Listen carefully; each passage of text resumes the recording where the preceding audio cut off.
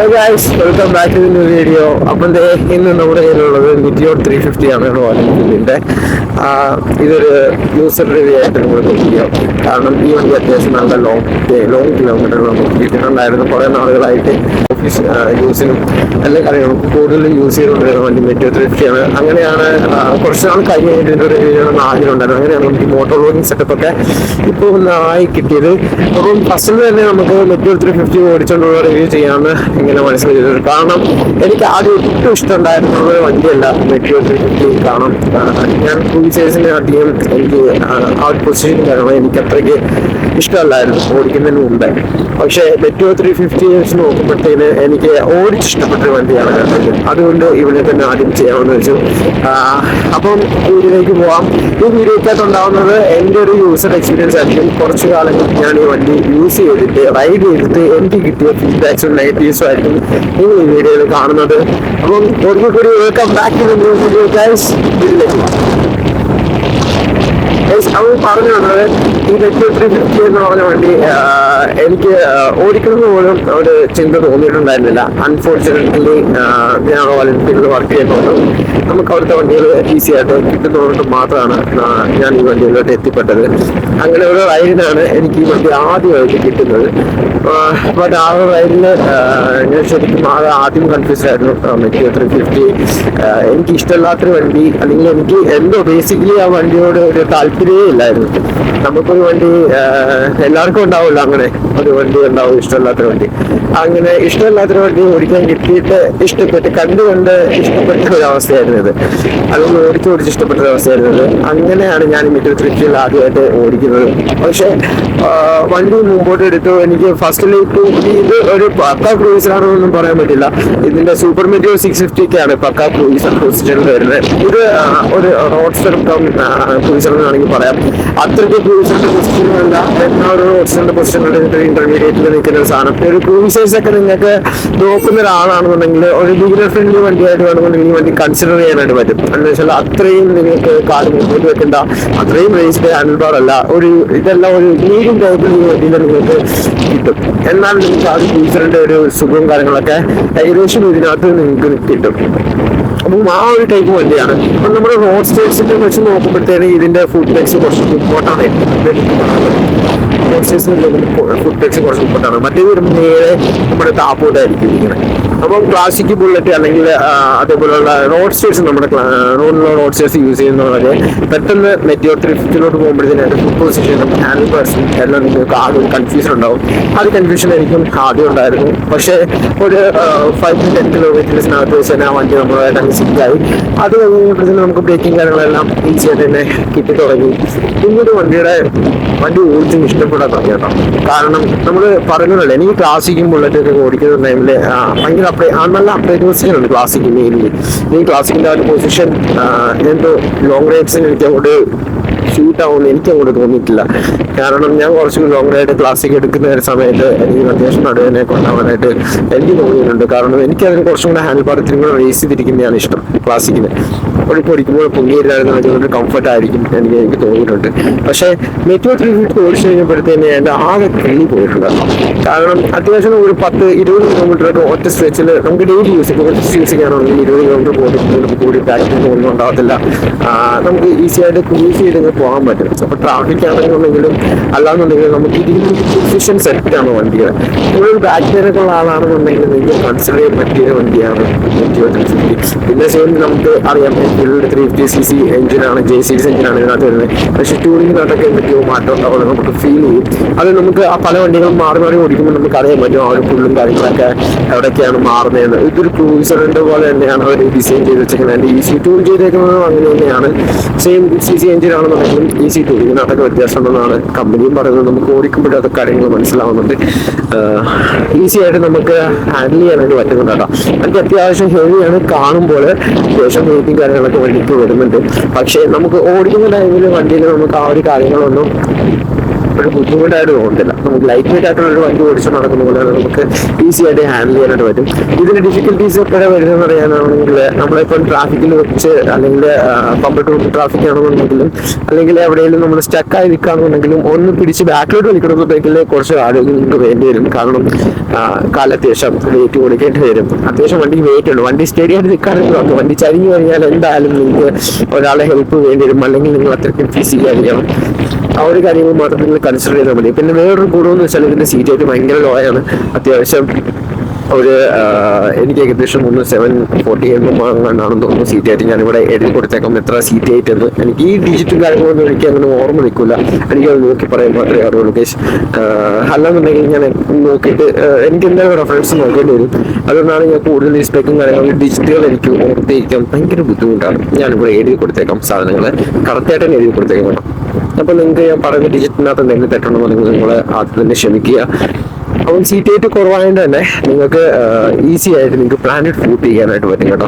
അത്യാവശ്യം ടോൾ അല്ലെങ്കിൽ ഹൈറ്റ് കുറഞ്ഞ ഒരാളാണെന്നുണ്ടെങ്കിൽ നിങ്ങൾക്ക് ഈസി ആയിട്ട് നിങ്ങൾക്ക് പ്ലാനറ്റ് ഫൂട്ട് ചെയ്യാനായിട്ട് പറ്റും. കാരണം ഇത് ബേസിക്കലി ഒരു ക്രൂസറിന്റെ സെഗ്മെന്റിലാണ് ഈ സാധനം വരുന്നത്. അതുകൊണ്ട് തന്നെ ക്രൂസേഴ്സിന് പൊതുവെ സീറ്റ് ആയിട്ട് കുറവായിരിക്കും. സൂപ്പർ മെറ്റീരിയൽ 650 ഇതിനും സീറ്റ് ആയിട്ട് കുറവാണ്. പക്ക ലോ ആയിട്ടാണ് വണ്ടി കിടക്കുന്നത്. അത് വേറെ മോഡാണ് ഓടിക്കാനായിട്ട്. പക്ഷേ നിങ്ങളുടെ ബിഗിനർ ആണെന്നുണ്ടെങ്കിൽ first U consider the motor cycle four A test ride. നിങ്ങൾ എന്തായാലും ടെസ്റ്റ് റൈഡ് ചെയ്യുക. ടെസ്റ്റ് റൈഡ് ചെയ്തിട്ട് നിങ്ങൾ ഇതൊന്ന് എടുത്ത് നോക്കുക. ഇപ്പം എൻഫീൽഡ്സിന്റെ പൊതുവേ ഉള്ള എഞ്ചിനുകൾക്ക് ഒരു പ്രത്യേകതയുണ്ട്. നമുക്ക് ഹൈലി ടോർക്കി മെഷീൻസ് ആണ് എൻഫീൽഡിന്റെ മെഷീൻസ് എല്ലാം. അതേപോലെ തന്നെ നമുക്ക് അധികം ഗിയർ ചേഞ്ചിന്റെ ആവശ്യങ്ങളോ കാര്യങ്ങളൊന്നും വരുന്നില്ല. നമുക്ക് ഈസി ആയിട്ട് നമുക്ക് ഹൈ ഗിയറിലും ലോ സ്പീഡിൽ പോകാൻ പറ്റും. ഇപ്പോൾ 5th ഗിയറിലാണ് പോകുന്നത്. 5th ഗിയറിൽ നമുക്ക് 40-ലൊക്കെ പോകാനായിട്ട് പറ്റും. അധികം ഗിയർ ചേഞ്ചോ കാര്യങ്ങളോ ഒന്നും ഇല്ലാതെ തന്നെ നമുക്ക് പോകാനായിട്ട് പറ്റും. അപ്പം കൂടുതലും ആൾക്കാർക്ക് അങ്ങനെ ഒരു കാറ്റഗറീസ് ഓഫ് ബൈക്സ് ഭയങ്കര ഇഷ്ടമാണ്. അധികം ഗിയർ ചേഞ്ച് ഒന്നും ഇല്ലാതെ പോകാനായിട്ട്. ഇതിപ്പം ഏതെങ്കിലും ഗിയറിലെയോ അല്ലെങ്കിൽ നമ്മുടെ ഹിമാലയൻ 450 ആണെന്നുണ്ടെങ്കിൽ നമുക്കിപ്പോൾ ഗിയർ അത് ഫസ്റ്റ് ഗിയറിൽ തന്നെ ഇട്ടെടുക്കേണ്ടി വരുമായിരുന്നു ഇത്രയും താഴ്ന്നു വരുമ്പോഴത്തേക്ക്. പക്ഷേ ബാക്കി ഫീൽഡ് മെഷീൻസിനെല്ലാം ആ ഒരു പ്രത്യേകതയുണ്ട്. ടോപ്പ് മെഷീൻസ് ആണ്. നമുക്ക് അധികം ഗിയർ ചേഞ്ച് ഇല്ലാതെ കാര്യങ്ങൾ മുമ്പോട്ട് കൊണ്ടുപോകാനായിട്ട് പറ്റും. അപ്പം പറഞ്ഞു വന്നത് ഇതിന്റെ റൈഡിങ് പൊസിഷനെ പറ്റിയാണ്. ഈ ഒരു പൊസിഷൻ പക്ക സെറ്റാണ് കേട്ടോ. എനിക്ക് ആദ്യമേ ഇഷ്ടമല്ലാത്തൊരു പൊസിഷൻ ഓടിച്ച് ഇഷ്ടപ്പെട്ട ഒരാളാണെന്ന് ഞാൻ പറഞ്ഞില്ലേ. ഞാൻ പിന്നെ കൂടുതലും യൂസ് ചെയ്യാൻ തുടങ്ങി മെറ്റിയോർ 350. ഇത്തരം ടൈമിലല്ല മെറ്റിയോർ മാത്രം ഫോക്കസ് ചെയ്യാൻ തുടങ്ങി. കാരണം ഇത് ഒന്ന് ഓടിച്ചിട്ട് ലോങ് ഓടിച്ചിട്ട് റിവ്യൂ പറയണമെങ്കിൽ ഭയങ്കര ആഗ്രഹമായിരുന്നു. അതുകൊണ്ടാണ് മെറ്റിയോർ 350 എടുത്തിട്ട് ആദ്യം ഇതുവരെ അങ്ങനെ റൈഡിങ് പൊസിഷൻ വെച്ചിട്ട് ഇഷ്ടപ്പെടാനൊക്കെ കൊടുത്തതായിട്ട് എനിക്കറിയില്ല. കസ്റ്റമേഴ്സ് റിവ്യൂ ആണെന്നുണ്ടെങ്കിലും നമ്മുടെ റൈഡ് വരുന്ന ആൾക്കാരാണെന്നുണ്ടെങ്കിലും എല്ലാവരും മെറ്റിയോർ 350 ഉപയോഗിക്കുന്ന ആൾക്കാരെല്ലാം ആ വണ്ടിയായിട്ട് ഓക്കെയാണ്. കാരണം അതിന്റെ പൊസിഷൻ ആണെന്നുണ്ടെങ്കിലും അധികം കംപ്ലൈൻറ്റ്സോ കാര്യങ്ങളോ ഒന്നും പൊതുവെ JCS എഞ്ചിൻസിൽ കണ്ടുവരാറില്ല. ഒരു നോയിസ് മാത്രം ഇടയ്ക്ക് സെറ്റ് സർവീസ് കഴിഞ്ഞ് കഴിയുമ്പോഴത്തേന് ഉണ്ടാവും. അത് ആ വാൽവ് അഡ്ജസ്റ്റ് ചെയ്യുന്നതിന്റെ ആണെന്നാണ് തോന്നുന്നത്. പക്ഷെ മെക്കാനിക്കൽ സപ്പോർട്ട്സ് എല്ലാം മാറിയുടെ ഭാഗത്ത് നിന്ന് നമുക്ക് പ്രൊവൈഡ് ചെയ്യുന്നുണ്ട്. In case of any problem അവർ റിസോൾവ് ചെയ്ത് തരുന്നുണ്ട്. സർവീസ് സെന്റേഴ്സ് ആണെന്നുണ്ടെങ്കിലും സ്പാർട്സ് ആണെന്നുണ്ടെങ്കിലും നിങ്ങൾക്ക് അവൈലബിൾ ആയിരിക്കും. ആളെ എന്നെ സപ്പോർട്ട് ചെയ്യുന്നുണ്ട്. അതുകൊണ്ട് ആ കാര്യങ്ങളിൽ എനിക്ക് പണ്ടത്തെ വെച്ച് നോക്കുമ്പോഴത്തേന് ഫാർ ബെറ്റർ എന്നാണ് തോന്നിയിട്ടുള്ളത്. ആറിയിൽ അത് ആറിൽ വർക്ക് ചെയ്യുന്നതുകൊണ്ട് മാത്രമല്ല, അതുകൊണ്ട് നമുക്ക് കുറച്ചും കൂടെ അറിയാനായിട്ട് വരും. ഫാർ ബെറ്റർ ആണ്. പിന്നെ ഓരോ ഷോറൂംസിലും ഓരോരോ ആൾക്കാരുണ്ട്. ചിലർക്ക് ചില ഷോറൂംസിൽ സർവീസ് ഇഷ്ടപ്പെടില്ല. അതുകൊണ്ട് നിങ്ങൾക്ക് ആപ്റ്റ് ആവുന്ന ഷോറൂംസ് സർവീസ് എവിടെയാണെന്ന് വെച്ചാൽ നല്ല മെക്കാനിക്സ് ഉള്ള സർവീസ് സെന്ററിൽ നിങ്ങൾ പോയി സർവീസ് ചെയ്യുക. വണ്ടി എവിടെ നിന്നാണെങ്കിലും എടുക്കാമല്ലോ. വണ്ടി എന്തായാലും എൻഫീൽഡിന്റെ ഭാഗത്തുനിന്നായിരിക്കും വരുന്നത്. അതുകൊണ്ട് നിങ്ങൾക്ക് ആപ്റ്റ് ആവുന്ന ഷോറൂം സർവീസ് എവിടെ ഉണ്ടെന്നുണ്ടെങ്കിലും അവിടെ ചെയ്യുക. മാക്സിമം ഇതിനകത്ത് സെൻസേഴ്സും കാര്യങ്ങളൊക്കെ വരുന്നതുകൊണ്ട് തന്നെ നിങ്ങൾ ഷോറൂം സർവീസിൽ തന്നെ ഫസ്റ്റിലെ വണ്ടി യൂസ് ചെയ്ത് നോക്കുക, സർവീസ് ചെയ്ത് നോക്കുക. ആദ്യത്തെ 4 സർവീസ് തന്നെ നമുക്ക് ഷോറൂം സർവീസ് ചെയ്താൽ മാത്രമേ നമുക്ക് അതിൻ്റെ വാറണ്ടിയും കാര്യങ്ങളൊക്കെ എൻഫീൽഡ് ക്ലെയിം ചെയ്ത് കിട്ടുള്ളൂ. അതുകൊണ്ട് ആ കാര്യങ്ങളിൽ നിങ്ങൾ കെയർ ആയിട്ടിരിക്കുക. കാരണം ഇൻ കേസ് നമുക്ക് വണ്ടിക്ക് എന്തെങ്കിലും പണി വന്നാൽ നമുക്കിവിടെ കയറണം. നമുക്ക് ഇൻ കേസ് നമുക്ക് എന്തെങ്കിലും പണി വരുവാണെന്നുണ്ടെങ്കിൽ എനിക്ക് എൻഫീൽഡിന്റെ ഭാഗത്ത് ക്ലിയർ ചെയ്തിട്ടുണ്ടെന്നുണ്ടെങ്കിൽ നിങ്ങൾ ഷോറൂം സർവീസിലായിരിക്കണം വണ്ടി. അതിൻ്റെ വാറണ്ടി പേരിൽ പിന്നെ എക്സ്റ്റൻഡഡ് വാറണ്ടി എടുക്കണമെന്നുണ്ടെങ്കിൽ നിങ്ങൾക്ക് അത് ചെയ്യാനായിട്ട് പറ്റും കേട്ടോ. അപ്പം തുരുമ്പോ കാര്യങ്ങളോ പണ്ടത്തെ വെച്ച് നോക്കുമ്പോൾ എനിക്ക് അധികം കാണാറില്ല. ഇത് അത്യാവശ്യം നല്ല മഴയത്തും വെയിലത്തും ഇരിക്കുന്ന വണ്ടിയാണ്. എന്നിട്ടും ഇതിനകത്ത് റെസ്റ്റിന്റെ പാർട്സ് ഒക്കെ കുറവാണ്. നമ്മുടെ അശ്രദ്ധക്കുറവൊന്നും മാത്രം വന്ന കുറച്ച് കുഴപ്പങ്ങൾ മാത്രമേ വണ്ടിയിലുള്ളൂ. ഇത് സൂപ്പർ നോവ എന്ന് പറഞ്ഞ മോഡലാണ് കേട്ടോ. ഇതിനകത്തൊരു വിൻഷീൽഡ് ഈ സിൽവർ സാധനമൊക്കെ അതുകൊണ്ടാണ് ഇതിനകത്തുള്ളത്. ഇതിന്റെ സ്റ്റാർട്ടിങ് ഫയർബോൾ എന്ന് പറഞ്ഞിട്ടൊരു മോഡലാണ് നിങ്ങൾക്ക് കാണാനായിട്ട് വരിക. ഫയർബോളിനകത്ത് ഫയർബോൾ റെഡ് നേരത്തെ ആണ് തുടക്കത്തിലാണെങ്കിൽ യെല്ലോ വൈറ്റ് ഒക്കെ ഉണ്ടായിരുന്നു. ഇപ്പം fireball red, fireball black, fireball blue, പിന്നീട് എന്നാ വർക്കൗട്ടുള്ള ഫയർബോൾ മാറ്റ് ഗ്രീൻ, അങ്ങനെ ഇത്രയും കളേഴ്സാണ് നിങ്ങൾക്ക് ഫയർബോളിനകത്ത് ഉണ്ടാകുന്നത്. ഏകദേശം 2,46,000 ആണ് ഓൺ റോഡ് പ്രൈസ് വരുന്നത്. ഓൺ റോഡ് പ്രൈസ് ആണ് 2,46,000 വരുന്നുണ്ട് ഫയർബോളിൽ. ആ റേറ്റിന് ആ വണ്ടി വർത്താമെന്ന് വെച്ചാൽ ഇത്ര. അത് കഴിഞ്ഞിട്ട് രണ്ടാമത്തെ മോഡലിനകത്ത് നമുക്ക് സ്റ്റെല്ലാർ എന്ന് പറഞ്ഞൊരു മോഡൽ വരുന്നുണ്ട്. ആ മോഡലിനകത്ത് നിങ്ങൾക്ക് ബാക്ക്റസ്റ്റ് ഒക്കെ സ്റ്റോക്കിൽ തന്നെ നോക്കുന്നുണ്ട്. നിങ്ങൾക്ക് ക്രോം എലമെന്റ്സ് കുറച്ചും കൂടെ വേണമെന്നുണ്ടെങ്കിൽ സ്റ്റെല്ലാർ എന്ന് പറഞ്ഞ മോഡലിലോട്ട് പോകാം. പക്ഷേ മോഡൽ വരുമ്പോഴത്തേന് ഏകദേശം 2,70,000 തന്നെ ഏകദേശം ഓൺ റോഡ് പ്രൈസ് വരുന്നുണ്ട്. 2,70,000 ഓൺ റോഡ് പ്രൈസ് വരുന്നുണ്ട്. I think fireball is better option. Fireball തന്നെ എടുത്തിട്ട് നമുക്ക് കസ്റ്റം ചെയ്യാവുന്നേ ഉള്ളൂ. ഫയർബോൾ എടുത്തിട്ട് നമുക്ക് ബാക്ക്റസ്റ്റ് കാര്യങ്ങളൊക്കെ വെക്കുകയാണെന്നുണ്ടെങ്കിൽ എനിക്ക് അതിൻ്റെ ആവശ്യം വരുന്നുള്ളൂ. പക്ഷേ നിങ്ങളുടെ കളർ ലവറാണ്, നിങ്ങൾക്ക് ഇന്ന കളറിന്റെ വണ്ടി വേണം, അല്ലെങ്കിൽ ക്രോം എലമെന്റ്സ് ഒക്കെ വേണം എന്നുണ്ടെന്നുണ്ടെങ്കിൽ, അല്ലെങ്കിൽ ട്രിപ്പിൾ നാവിഗേഷൻ കൂടെ വേണമെന്നുണ്ടെങ്കിൽ നിങ്ങൾക്ക് അപ്ഗ്രേഡ് ചെയ്ത് സ്റ്റെല്ലാറിലോട്ടോ അല്ലെങ്കിൽ ഐ തിങ്ക് സൂപ്പർ നോവയിലോട്ട് പോകാം. ഇതിനിടയ്ക്ക് ഒരു വിന്റേജ് എഡിഷനും കൂടെ ഉണ്ട് കേട്ടോ, ഓറോള എന്ന് പറഞ്ഞിട്ട്. അത് കാണാൻ ഭയങ്കര ലുക്കാണ്. ഒരു ഭയങ്കര വിന്റേജ് പ്രേമിയാണെന്നുണ്ടെങ്കിൽ നിങ്ങൾക്ക് ആ മോഡൽസ് ഒക്കെ നോക്കാം. എൻഫീൽഡിന്റെ കളർ സ്കീമൊക്കെ ഭയങ്കര രസമാണ്. കാരണം നമുക്കൊരു ബ്രിട്ടീഷ് ടച്ചും കാര്യങ്ങളൊക്കെ കിട്ടും. ബ്രിട്ടീഷ് ടച്ചിലാന്നൊക്കെ പറയില്ലേ, അതേപോലെ അവർ കൂടുതൽ കൺസിഡർ ചെയ്ത് ചെയ്യുന്ന കുറച്ച് ഓൾഡ് ലുക്കിംഗ് അല്ലെങ്കിൽ നമ്മുടെ ആ ഒരു വിന്റേജ് കാറ്റഗറി, ആ ഓൾഡ് മോട്ടോർ സൈക്കിൾസ് ഒക്കെ അതിന്റെ കളേഴ്സ് ഒക്കെ അവർ ഭയങ്കരമായിട്ട് യൂസ് ചെയ്യുന്നുണ്ട്. അത് അവരുടെ മോട്ടോർ സൈക്കിൾസ് കാണാനും ഭയങ്കരമായിട്ട് ഭംഗി കൂട്ടുന്നുണ്ട്. നിങ്ങൾക്ക് അത് ഇഷ്ടമാണെന്നുണ്ടെങ്കിൽ ജസ്റ്റ് കമന്റ് ഡൗൺ. എനിക്ക് പൊതുവെ ആ ഒരു വണ്ടിയൊക്കെ കാണാനായിട്ട് ഭയങ്കര ഇഷ്ടമാണ്. അപ്പോൾ എനിക്ക് താല്പര്യമില്ലെങ്കിൽ എനിക്ക് കാണാൻ ഭയങ്കര ഇഷ്ടമാണ്. കാരണം അത് എവിടെയെങ്കിലും കൊണ്ട് ഭംഗിയാണ് വണ്ടി. ആ കളറും നമ്മുടെ എൻവയോൺമെന്റ് ഒക്കെ ഉണ്ടാക്കിയത് ഭയങ്കര നേച്ചർ ഫ്രണ്ട്ലി കളേഴ്സ് ഒക്കെ ആയിട്ട് നമുക്ക് തോന്നുന്നത്, പീസ്ഫുൾ കളേഴ്സ് ഒക്കെ ആയിട്ട് തോന്നുന്നു. ക്ലാസിക്സിലൊക്കെ കുറച്ചും കൂടെ ഇങ്ങനെയുള്ള കളേഴ്സ് നമുക്ക് കാണാനായിട്ട് പറ്റുന്നുണ്ട്. പിന്നെ ഫ്യൂൽ എക്കോണമിയെ കുറിച്ച് നോക്കുകയാണെന്നുണ്ടെങ്കിൽ നമ്മൾ ഇത്രയും നേരം പറഞ്ഞതിന്റെ ഡിസൈൻസും എക്കണോമിക്സിനെ കുറിച്ചൊക്കെയാണ്. പിന്നെ സർവീസിന്റെ കാര്യം പറഞ്ഞു. അപ്പോൾ സർവീസിന്റെ കാര്യം പറഞ്ഞ ശരിക്കും നമുക്ക് സർവീസ് കോസ്റ്റും കൂടെ പറഞ്ഞിട്ട് ബാക്കിയിലോട്ട് പോകാം. സർവീസ് കോസ്റ്റ് വരുന്നത് ഇതിനകത്ത് ഫസ്റ്റ് 500 കിലോമീറ്ററിലാണ് ഇതിന്റെ ഫസ്റ്റ് സർവീസ് വരുന്നത്. സെക്കൻഡ് സർവീസ് വരുന്നത് ഏകദേശം 5,000 കിലോമീറ്റേഴ്സ് അല്ലെങ്കിൽ 6 monthsലാണ് സെക്കൻഡ് സർവീസ് വരുന്നത്. ഇപ്പം 500 കിലോമീറ്ററിൽ ഓയിൽ ചേഞ്ച് ഉണ്ടാവും. അത് കഴിഞ്ഞ് പിന്നെ കമ്പനി ഓയിൽ ചേഞ്ച് പറയുന്നത് 10,000 കിലോമീറ്റേഴ്സ് അല്ലെങ്കിൽ 12 monthsലാണ്. അപ്പം ഓയിൽ ചേഞ്ച് ഓരോ 10,000 കിലോമീറ്റേഴ്സിനാണ് ഓയിൽ ചേഞ്ച് വരുന്നത്. ബട്ട് ഓരോ 5,000 കിലോമീറ്റേഴ്സിൽ നിങ്ങൾക്ക് സർവീസ് ഉണ്ടാവും.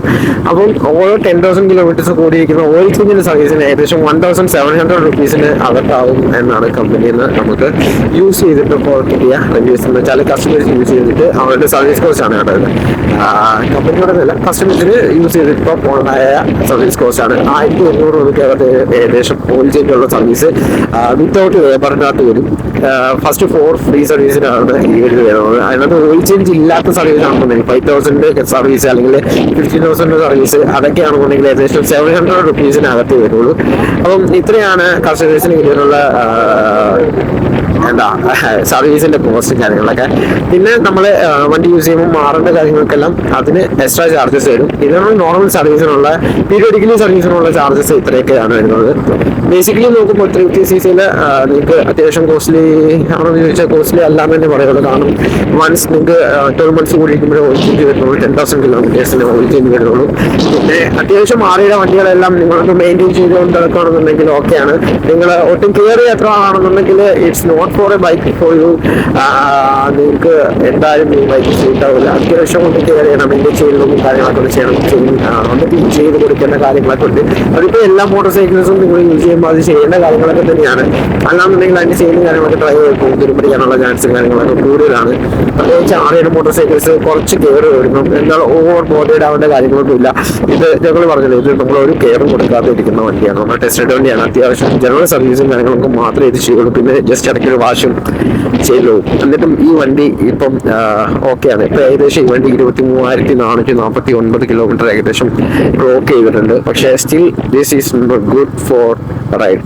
ഇതിനകത്ത് ഒരു രീതിയിലുള്ള എഞ്ചിൻ നോയ്സ് ഇതുവരെയും ഇല്ല. ഈ ഒരു ചെറിയ എന്തെങ്കിലും വരുവാണെന്നുണ്ടെങ്കിലും അടുത്ത സർവീസിന് അവർ ക്ലിയർ ചെയ്ത് തരും. നമുക്ക് ഓടിക്കാനുള്ള കാര്യങ്ങളൊന്നും ഇല്ല, ബുദ്ധിമുട്ടൊന്നും കാര്യങ്ങളില്ല. ആ ഒരു ഫീലോട് കൂടി തന്നെ നമുക്ക് വണ്ടി ഓടിക്കാനായിട്ട് പറ്റും. അപ്പം നിങ്ങൾ എൻഫീൽഡിന്റെ ഈ ഒരു മെറ്റോ 350 നോക്കുന്നുണ്ടെന്നുണ്ടെങ്കിൽ നിയറസ്റ്റ് ഷോറൂമിൽ പോവുക, വിസിറ്റ് ചെയ്യുക, അവിടെ പോയിട്ട് ടെസ്റ്റ് റൈഡ് ചെയ്ത് നോക്കുക. ടെസ്റ്റ് റൈഡ് ചെയ്ത് നോക്കിയിട്ട് നിങ്ങൾക്ക് പറ്റുന്ന വണ്ടിയാണെന്നുണ്ടെങ്കിൽ you can go for that. ഇതൊരു ഫാമിലി യൂസിനൊക്കെ ഓക്കെ ആയിരിക്കും കേട്ടോ. വണ്ടി കാണുമ്പോൾ എൻഫീൽഡിന് എനിക്കൊന്ന് ക്ലാസിക്, നമുക്ക് ക്ലാസ്സിൽ നിന്നൊക്കെ കയറിയിരിക്കുമ്പോൾ ഇതിന്റെ സീറ്റായിട്ട് കുറച്ച് കൂടുതലായതുകൊണ്ടും നമുക്ക് കുറച്ച് ഡിഫിക്കൽട്ടി ആയിട്ട് തോന്നും ആ വണ്ടി. കാരണം വെയിറ്റ് നമുക്ക് അറിയാനായിട്ട് പറ്റും, കാല് നമുക്ക് നല്ലപോലെ തട കുത്താത്തതുകൊണ്ട്. പക്ഷെ ഈ ഒരു വണ്ടിയിൽ നമുക്ക് ആ ഒരു കാര്യം ഫീൽ ചെയ്തില്ല, കാരണം ഇത് ഓൾറെഡി പ്ലാനഡ് ഫുഡാണെന്ന് പറഞ്ഞിട്ടുണ്ട്. അതുകൊണ്ട് തന്നെ നമുക്ക് ഈസി ആയിട്ട് വണ്ടി ക്യാരി ചെയ്യാനായിട്ട് പറ്റും. വെച്ചാൽ ഈസി ആയിട്ട് സിക്സ് ആക്കി ചെയ്യാൻ അല്ലെങ്കിൽ ഈസി ആയിട്ട് ഹാൻഡിൽ ചെയ്യാനായിട്ട് പറ്റും. നമുക്ക് ആ വെയിറ്റ് നമുക്ക് തോന്നില്ല. ഇപ്പോൾ വണ്ടി എടുത്ത് മാറ്റണമെന്നുണ്ടല്ലോ, തെല്ല് മാറ്റണമെന്നുണ്ടല്ലോ, നമ്മൾ പ്ലാനഡ് ഫുഡ് ആയതുകൊണ്ട് നമുക്ക് ഈസിയായിട്ട് നമുക്ക് കാലിന് ബലം കൊടുത്ത് ചെയ്യാൻ പറ്റും. മറ്റേത് ഒരു കാലം മാത്രം തടയെ കുത്തിയിട്ട് നമുക്ക് ചെയ്യുമ്പം അതിൻ്റെതായ ഒരു ബുദ്ധിമുട്ട് വരും. അത്രയൊക്കെയാണ് മെയിൻ്റെനൻസിൻ്റെ ഭാഗങ്ങളും കാര്യങ്ങളൊക്കെ. ഇത് ചിലപ്പോൾ ഫസ്റ്റ് ഒരു വീഡിയോ ആയിരുന്നു, ഇതിനകത്തൊരു ഓർഡർ ഉണ്ടാവത്തില്ല. മാക്സിമം അടുത്ത വീഡിയോയിൽ നമുക്ക് ആ ഒരു ഓർഡർ സെറ്റാക്കി തരാം.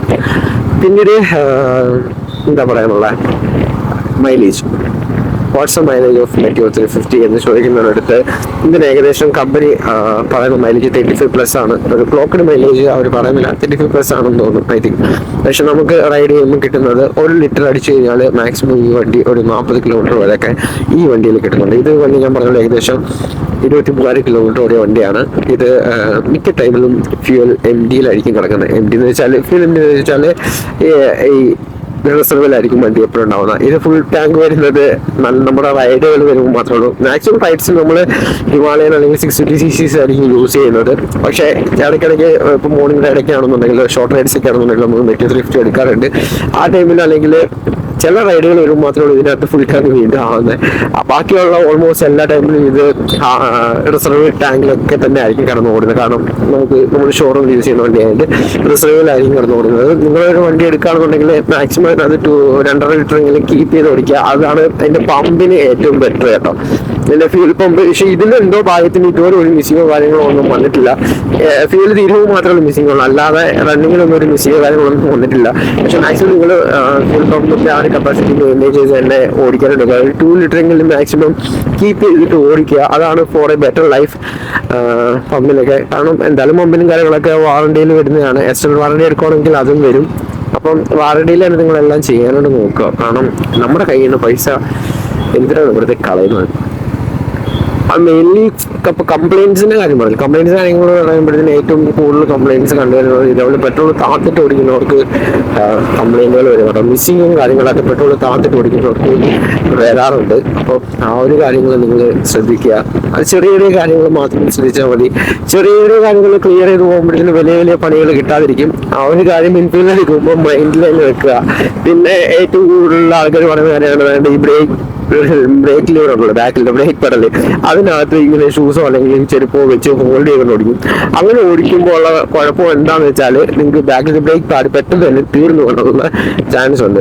ഏകദേശം ഹിമാലയനും കാര്യങ്ങളൊക്കെ 2000 കിലോമീറ്ററിൽ തന്നെ ബ്രേക്ക് പാഡ് മാറ്റി ആൾക്കാർ ഇഷ്ടം പോലെ ഉണ്ട്. ഇഷ്ടംമാതിരി വീഡിയോസ് നമ്മൾ യൂട്യൂബിലും കാര്യങ്ങളൊക്കെ കാണാറുണ്ട്. ഐ തിങ്ക് എനിക്കറിയില്ല അതെങ്ങനെയാണ് ആ ഒരു സംഭവം ചെയ്യുന്നത്. നമ്മുടെ സ്റ്റഡി ഹിമാലയനുണ്ട്, നമ്മൾ ആ ബ്രേക്ക് പാഡൊന്നും 2000 കിലോമീറ്ററിലൊന്നും മാറിയിട്ടില്ല. അത്യാവശ്യം ഹാർഡായിട്ട് തന്നെ യൂസ് ചെയ്യുന്ന വണ്ടിയാണ് ആ ടെസ്റ്റ് സ്റ്റഡി ഹിമാലയനും.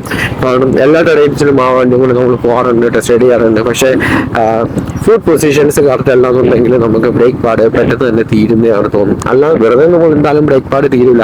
അത് അതിനകത്ത് വഴങ്ങുണ്ടെങ്കിൽ മാത്രമേ ആ ബ്രേക്ക് പാഡ് വരഞ്ഞ് തീരത്തുള്ളൂ. അപ്പം ആ ഒരു കാര്യം നിങ്ങൾ മാക്സിമം ശ്രദ്ധിക്കുക.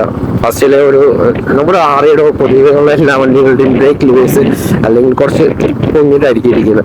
നമ്മൾ ഫുഡ് പൊസിഷൻസ് ചെയ്യുമ്പോഴത്തേക്കും നമ്മൾ നോർമൽ ഒരു 150cc അല്ലെങ്കിൽ 250cc ഓടിച്ചു വരുന്ന ആളാണെന്നുണ്ടെങ്കിൽ, അല്ലാന്നുണ്ടെങ്കിൽ 150cc അല്ലെങ്കിൽ 110cc normal used city bikes use ചെയ്തിട്ട് അപ്ഗ്രേഡ് ചെയ്ത ആളാണെന്നുണ്ടെങ്കിൽ നമുക്ക് പെട്ടെന്ന് ക്യാച്ച് ചെയ്യാനായിട്ട് പറ്റില്ല. നമ്മൾ നോർമൽ വണ്ടി ചവിട്ടുന്ന പോലെ തന്നെ കാലതിനകത്ത് പുഷ് ചെയ്ത് വെച്ചേക്കും. അപ്പം ആ ഒരു കാര്യങ്ങൾ നിങ്ങൾ ശ്രദ്ധിച്ചിട്ട് വേണം ആറിയുടെ മോട്ടോർ സൈക്കിൾസ് യൂസ് ചെയ്യാനായിട്ട്. മെയിൻ്റെനൻസ് നമുക്ക് ഒഴിവാക്കാനായിട്ട് പറ്റും. ആവശ്യമായിട്ടുള്ള നമുക്കുള്ള മെയിൻ്റെനൻസ് ആണ് അതൊക്കെ. ആ ഒരു കാര്യങ്ങളൊക്കെ നമുക്ക് ഒഴിവാക്കി വിടാനായിട്ട് പറ്റും. അപ്പം ഇത്രയൊക്കെയാണ് മെയിൻ്റെനൻസിന്റെ കാര്യങ്ങൾ പറയാനുള്ള. അത്യാവശ്യം നല്ല ഫ്യൂൽ ടാങ്ക് കപ്പാസിറ്റി വരുന്നുണ്ട്. ഏകദേശം 70 നമുക്ക് ഫ്യൂൽ ടാങ്ക് കപ്പാസിറ്റി വരുന്നുണ്ട്. അതുകൊണ്ട് തന്നെ നിങ്ങൾക്ക് നല്ല റേഞ്ചും കിട്ടും. അത്യാവശ്യം നമുക്ക് നല്ല രീതിയിലുള്ള ഫ്യൂൽ എക്കോണമിയും ഇതിനകത്ത് വരുന്നുണ്ട് കേട്ടോ. പിന്നെ നിങ്ങൾക്ക് ഗൂഗിൾ മാപ്സോ കാര്യങ്ങളോ നിങ്ങൾക്ക് യൂസ് ചെയ്യണമെന്നോ ഉണ്ടെന്നുണ്ടെങ്കിൽ നിങ്ങൾക്ക് റൈറ്റ് സൈഡിൽ നമുക്ക് ട്രിപ്പിൾ നാവിഗേഷൻ കാണുന്നുണ്ട്. ഇതിൽ ഫോൺ കണക്ട് ചെയ്തിട്ട് ഗൂഗിൾ മാപ്സ് നിങ്ങൾക്ക് യൂസ് ചെയ്യാനായിട്ട് പറ്റും. 10x നാവിഗേഷൻ അതിനകത്ത് കാണിക്കും. അപ്പോൾ നിങ്ങൾക്ക് അങ്ങനെ യൂസ് ചെയ്യാം. പിന്നെ USB ടൈപ്പ് ഇത് നോർമൽ USB ചാർജിങ് പോർട്ട് ഇവിടെ വരുന്നുണ്ട്. ടൈപ്പ് C അല്ല, USB ചാർജിങ് പോർട്ടാണ് വരുന്നത്. അപ്പം നിങ്ങൾക്ക് ഇത് വെച്ചിട്ട് ഒന്നുകിൽ ഒരു മൊബൈൽ ഹോൾഡറോ അല്ലാന്നുണ്ടെങ്കിൽ ടാങ്ക് ബാഗോ യൂസ് ചെയ്തിട്ട് മൊബൈൽ ചാർജ് ചെയ്യാനായിട്ട് പറ്റും. പിന്നെ സ്വിച്ചസും കാര്യങ്ങളൊക്കെ സ്വിച്ചസൊക്കെ പോയി കേട്ടോ. ഇതിൻ്റെ സ്വിച്ചസൊക്കെ അത്യാവശ്യം നല്ല വെയിലത്തിരുന്നിട്ട് സ്വിച്ചസും കാര്യങ്ങളുടെ ഒക്കെ കളർ നല്ല രീതിയിൽ പോയിട്ടുണ്ട്. അപ്പം നിങ്ങൾ ആ ഒരു കാര്യങ്ങൾ ശ്രദ്ധിക്കുക. വണ്ടി എപ്പോഴും അധികം വെയിലത്തൊന്നും വെച്ചിട്ട് പോകാൻ നോക്കി. പ്ലാസ്റ്റിക് ക്വാളിറ്റി ഒക്കെ ഇസ് നോട്ട് ഗുഡ് എന്ന് പറയാൻ പറ്റുള്ളൂ. പക്ഷേ ഇതിൻ്റെ അലൂമിനിയം സ്വിച്ചസ് അടിപൊളിയാണ് കേട്ടോ. നമ്മുടെ 650cc വരും. നമ്മുടെ ഗോവൻ ക്ലാസിക്കിലും അലൂമിനിയം സ്വിച്ചസ് വരുന്നത്. അത് ഓക്കെയാണ്. ഇതിൻ്റെ സ്വിച്ചസും കാര്യങ്ങളൊക്കെ പക്ക പോയി എന്ന് വെച്ചാൽ വർക്കിംഗ് ആൻഡ് ഇറ്റ്സ് ഫങ്ഷനിങ്. പക്ഷേ ഞാൻ പറയുന്നത് എൻ്റെ ആ ഒരു പ്ലാസ്റ്റിക് ക്വാളിറ്റി ഒക്കെ ഇറ്റ്സ് നോട്ട് ഗുഡ്. അതിൻ്റെ കളറും കാര്യങ്ങളൊക്കെ മങ്ങി തുടങ്ങി. ഇത് പിന്നെ ഒട്ടും കെയർ കൊടുക്കാത്ത വണ്ടിയാണെന്ന് ഞാൻ പറഞ്ഞത്. വെയിലത്തൊക്കെയാണ് എപ്പോഴും ഇരിക്കുന്നത്. നമ്മൾ അകത്തൊന്നും കെട്ടിയിരിക്കുന്ന വണ്ടിയല്ല. അതുകൊണ്ടായിരിക്കും ഇത്ര പെട്ടെന്ന് പോയത്. ബാക്കി വണ്ടി ഓക്കെയാണ്. വേറെ കാര്യങ്ങളൊന്നും വിഷയമില്ല. നിങ്ങൾ എന്തായാലും വണ്ടി ഡിസൈഡ് നോക്കുക. ഇത്രയാണ് വണ്ടി ഓടിച്ചിട്ടുള്ള അനുഭവങ്ങൾ. നിങ്ങൾക്ക് എന്തെങ്കിലും ഡൗട്ട്സോ കാര്യങ്ങളോ ഉണ്ടെന്നുണ്ടെങ്കിൽ നിങ്ങൾ കമൻറ്റ് ചെയ്യുക. എന്തെങ്കിലും കാര്യങ്ങൾ പറയാൻ വിട്ടുപോയിട്ടുണ്ടെന്നുണ്ടെങ്കിൽ നമുക്കത് ടോക്ക് ചെയ്തിട്ട് ഒരു ഷോർട്ട് വീഡിയോ ആയിട്ട് ചെയ്യാം. അപ്പം അടുത്തൊരു വണ്ടിയായിട്ട് അടുത്തൊരു വീഡിയോയിൽ കാണുന്നതിനുമ്പോഴേക്കും ഇറ്റ്സ് മീ യുവർ റെസ്മോ 25 സൈനിങ് ഓഫ്.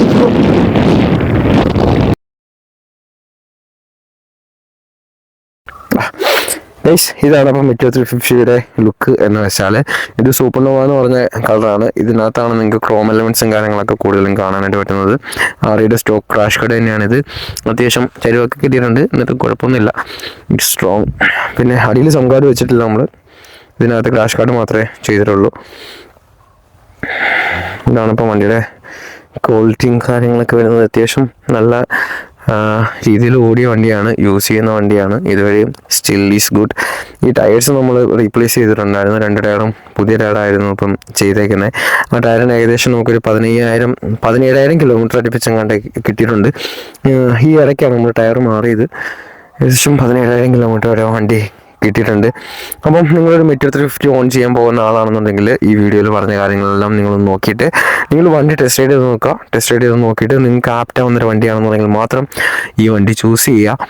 നിങ്ങളുടെ യൂസ് എന്താണെന്ന് നോക്കിയിട്ട് വണ്ടികൾ ചൂസ് ചെയ്യാനായിട്ട് നോക്കുക മാക്സിമം. നമുക്ക് ഓരോ യൂസിനും ഓരോരോ മോട്ടോർ സൈക്കിളുണ്ട്. എൻഫീൽഡിന് മാത്രമല്ല എല്ലാ ബ്രാൻഡ്സിനും ഓരോരോ യൂസിന് പറ്റിയ മോട്ടോർ സൈക്കിളാണ്. അപ്പം നമ്മുടെ പർപ്പസ് എന്താണ്, നമ്മുടെ ആവശ്യം എന്താണ്, നമ്മുടെ നീഡ് എന്താണെന്ന് നോക്കിയിട്ട് നിങ്ങൾ ഓടിച്ചിട്ട് വണ്ടി ചൂസ് ചെയ്യുക.